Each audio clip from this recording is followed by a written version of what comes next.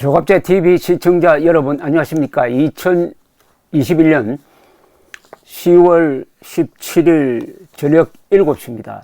김호수 검찰총장에 대한 이야기가 많이 나오는데 이 공직자로서의 윤리, 공직자로서의 자세에 근본적인 의구심이 제기되고 있습니다.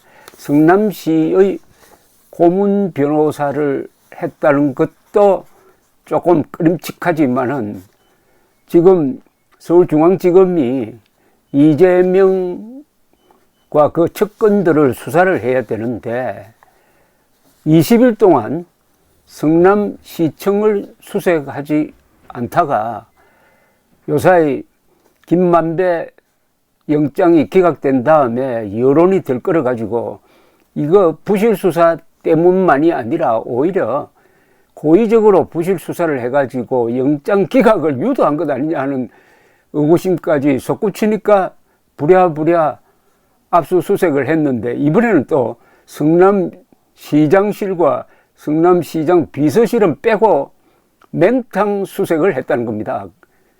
이 뒤에 김호수 검찰총장이 있는 것 아니냐. 즉 김호수 검찰총장이 이재명 방탄총장 역할을 하는 것 아니냐 하는 이 불만과 의심이 이게 합리적이라는 생각이 듭니다.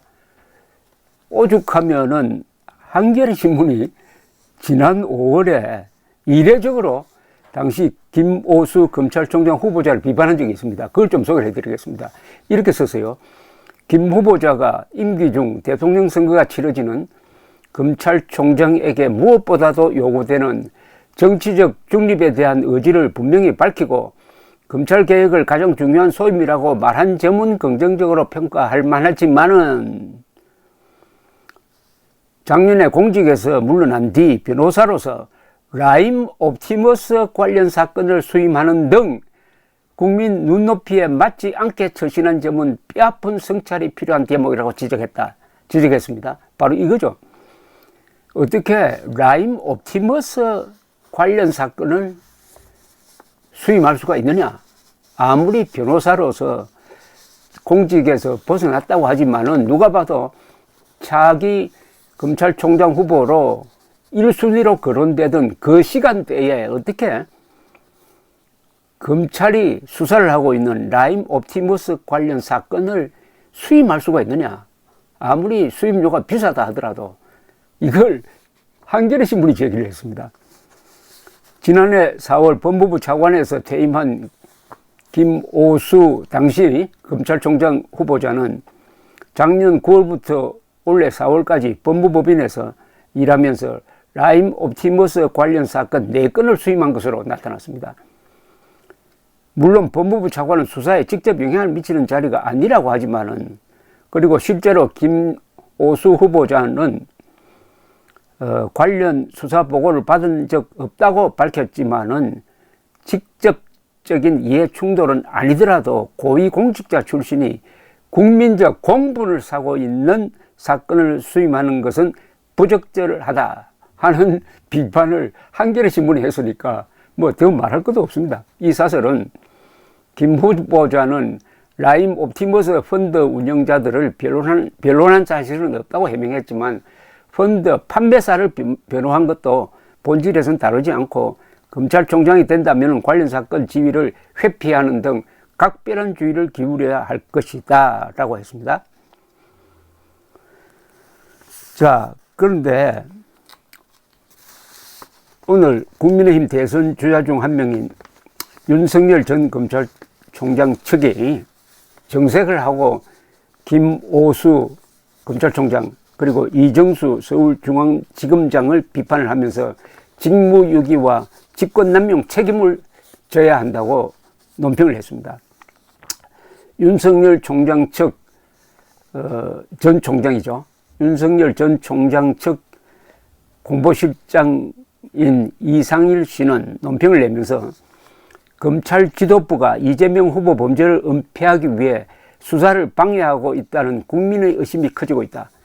법무부가 정상이라면은 김오수 총장과 이정수 지검장을 감찰해야 한다. 그러나 검찰 지도부와 한통속이라는 이야기를 듣는 박범계 장관이 버티고 있으니 부실 수사 감찰이란 정상 기능의 작동은 불가능하다. 그러면서 검찰이 성남시청을 압수수색하면서 압수수색 대상에서 시장실을 빼놓은 것을 두고는 성남시장 시절 대장동 개발을 설계한 이재명 후보의 배임 혐의 등이 드러나 이재명 후보가 추락하는 걸 어떻게든 막아보겠다는 속셈이다. 시장실은 빼놓고 아랫사람들의 사무실만 뒤졌으니 맹탕 압수수색 아닌가?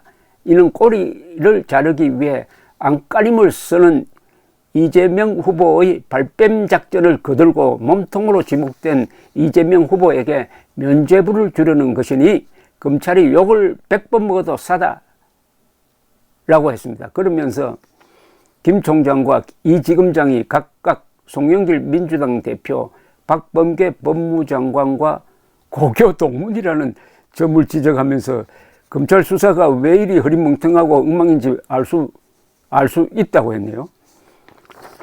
이 실장은 정권 교체만이 이런 비정상적인 상황을 바로잡을 수 있다고 했습니다. 그는 권력의 어떤 압박에도 굴하지 않고 성역 없는 수사로 헌법 정신과 법치주의를 지키고자 했던 윤석열 후보가 국민의힘 대통령 후보로 선출된다면 정권 교체와 나라의 정상화는 실현될 것이라고 했는데, 이 이재명 게이트가 반사적으로 윤석열 전 총장에게 매우 유리합니다. 그러니까 자꾸 비교가 되는 거예요.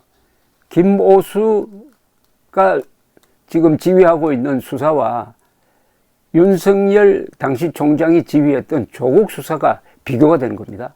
예, 근데 김오수 자리에 윤석열이 앉아 있었더라면은 이재명의 운명은 어떻게 됐겠느냐? 바로 조국이 되는 거죠. 그렇지 않습니까?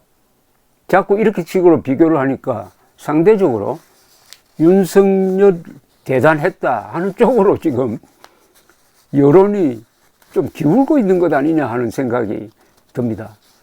더구나 이재명 지사는 이 대장동 게이트라는 수렁에 빠져가지고 가만히 있으면은 자수하면은 가라앉는 속도가 줄어들든지 아마 막을 수도 있을지 모르겠는데 막 허둥댑니다. 이 수렁에 빠져가지고 늪에 빠져가지고 막 허둥대면 어떻게 됩니까? 점점 더 깊게 가라앉죠. 더구나 그 무고 전과자의 기량을 100분 발휘를 해가지고 이 사건은 국민의힘 게이트다 라고 오리발을 내밀고 하니까 우리 국민들이 의아한 정도를 넘어서 기가 찹니다. 지금 기가 차. 한반도 전체에서 대장동 게이트를 국민의힘 게이트라고 부르는 세력이 두 개가 있습니다.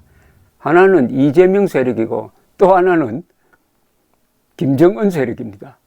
그러니까 김정은, 이재명의 공용어가 지금 공통어가 국민의힘 게이트라고 되었습니다. 그런데 국민들이 거기에 속아 넘어갈까요? 국민의힘 게이트라고 한다고 해서 국민들이 속아 넘어갈까요? 뭐 일부는 속아 넘어가겠죠.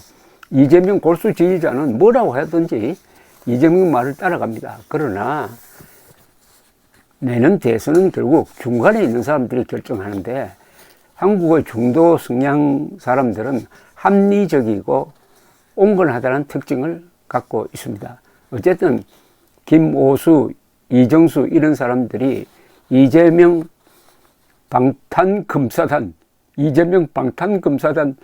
노릇을 자임하고 있는데 정권이 바뀌었을 때 어떤 대가를 치를지 좀 지금이라도 슬기롭게 처신하는 게 서로가 좋지 않느냐.